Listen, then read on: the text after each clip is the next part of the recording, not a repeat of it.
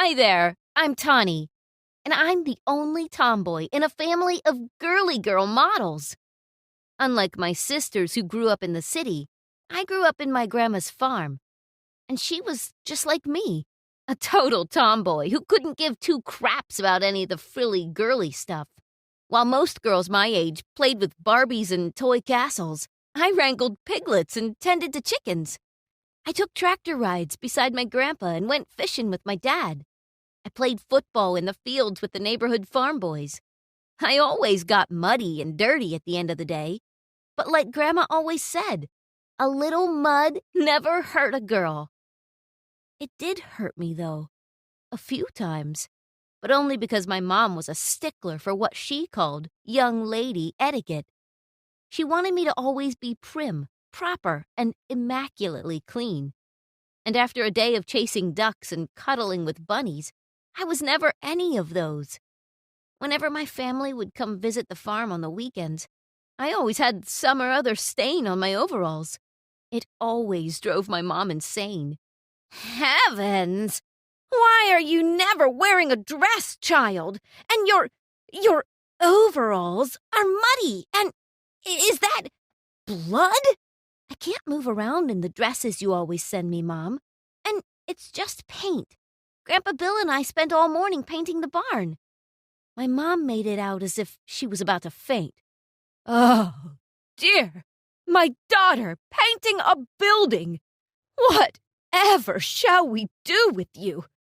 And stop spitting on the ground. So uncouth. For each wrong thing she found about my appearance or clothing, she would spank me and yell at me.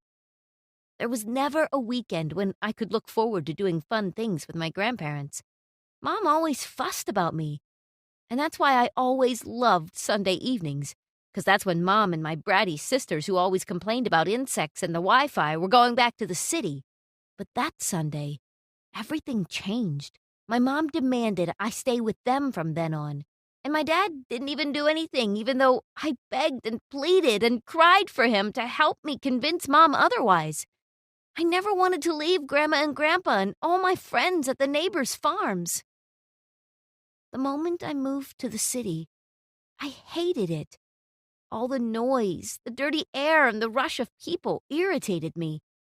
I had to go to the same school my sisters did, and even though they were popular and admired because they were models, everyone made fun of me. Whenever anyone asked if I was their sister, they'd deny it. And when somebody asked why I always get dropped off at school in the same car, they'd say it was 'cause my mom was their maid. The real problems started when I started making friends. Not with girls, but with the popular boys. I always had boys for friends, and guys like me, 'cause I could hang out with them and talk about the same things with them. I even started dating one of the guys. His name was Dan. I started hanging out more with Dan's friends. Unfortunately for me, the guys I started hanging out with were guys that my sisters liked, and they thought I was competing with them for the boys' attention. That's when they went on a campaign to humiliate me. Hi, boys. Hi, Gary. Oh, so sorry. Look who we have here, girls. It's Tawny. So sorry, girl. We totally thought you looked like Gassy Gary from math class. Yeah, sorries. Our bad. And then, just like that, my sisters waved the boys goodbye and began giggling in a fit as they walked away. Dan didn't mind all the teasing and bullying at first, but then it started to hurt his reputation at school, too. Suddenly, even his friends were making fun of him for dating me. Dan, if you're gay, you know you can tell us. Ha ha ha ha. Not. I mean, it only makes sense, Dan. You're dating Tawny. She's basically a boy. Even her name sounds like a boy's name. Do you secretly hope one of us can be your boyfriend, Dan? And they'd laugh and poke more fun at him. All of that put a strain in our relationship, so much so that I began to feel guilty. I thought maybe if I just changed, even a little, Dan wouldn't resent me so much. That was why I asked my sisters for help when prom came around. My sisters had an entire closet just for their high-heeled shoes. I had one too, for sneakers. It was no secret I needed help in the makeup and dresses department. So I turned for help to the people I thought would have my back, my family. What do you mean you don't own a dress? How do you even intend to go to prom? Mom, Tani wants to go to prom in a pantsuit. My mom immediately materialized from the kitchen like a furious genie. What? Outrageous, Scott! Let her borrow one of your old dresses. I'm sure no one will notice. Does she even know how to wear one, Mom? I've worn skirts. But, do you even own a skirt? I didn't. And so I decided to let my guard down and let the professionals do the work. I closed my eyes and just dealt with whatever they wanted to put on me. And when I opened my eyes to look in the mirror, I screamed in horror. They made me wear pink. I hate pink. But my sisters congratulated themselves on the work they did. Oh, my God, you look amazing. Stunning. Gorgeous. Diva. Even our mom was, for once, pleased with what she saw. Look at our daughter, Henry. She's finally a lady. My dad looked at me for a second and just muttered and went back to watching the game.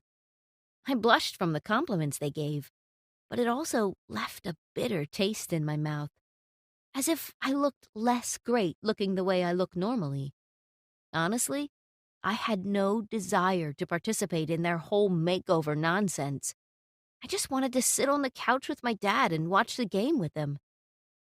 When Dan came to pick me up, his eyes grew wide with shock. He couldn't believe I dressed up for him, considering that the last time he asked me to dress up, I showed up in jeans. I figured I'd probably did something right. Dan walked with pride beside me that night.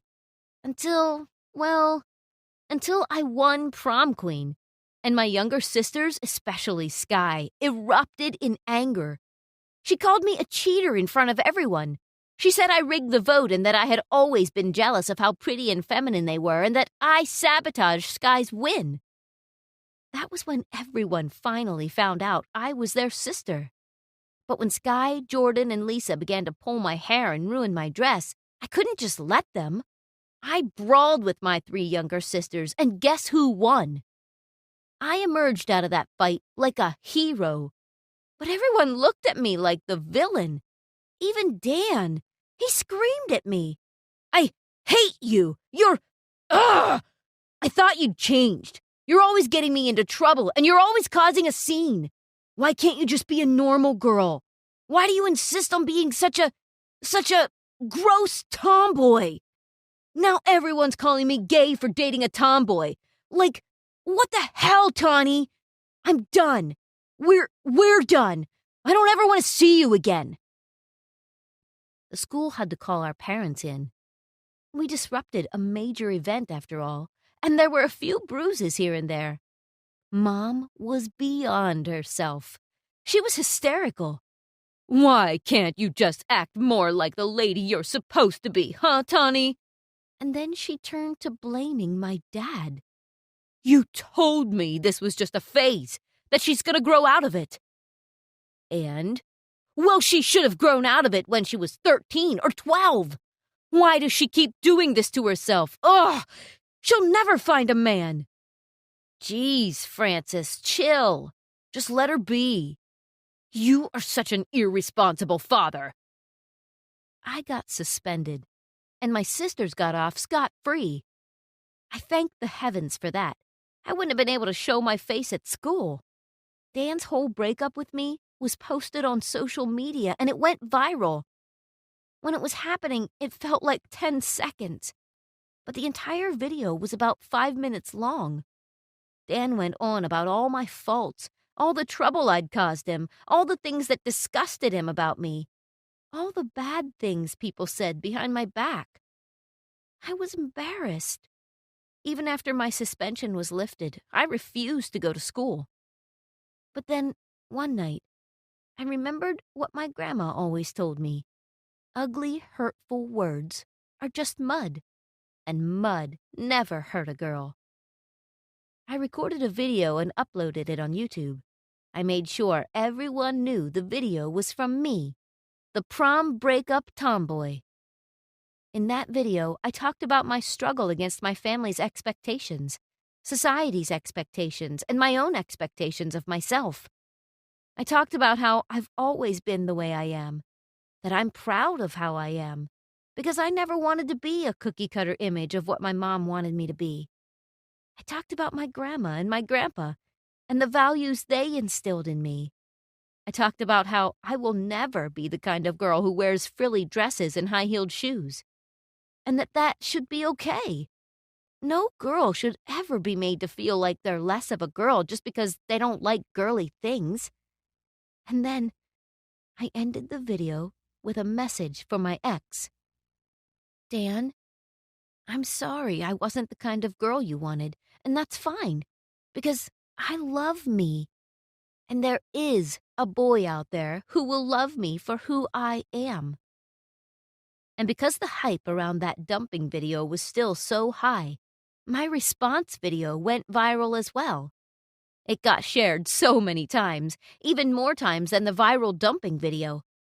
I was just happy I got to share my story as well, and that the positive message I sent out there got seen by other girls out there who may be going through the same thing. The funny thing is, nobody wanted to date Dan after all that. Everybody hated on him for saying horrible things about me. And my sisters? Well, after seeing our brawl at prom gain 10 million views, the agency they worked for dropped them.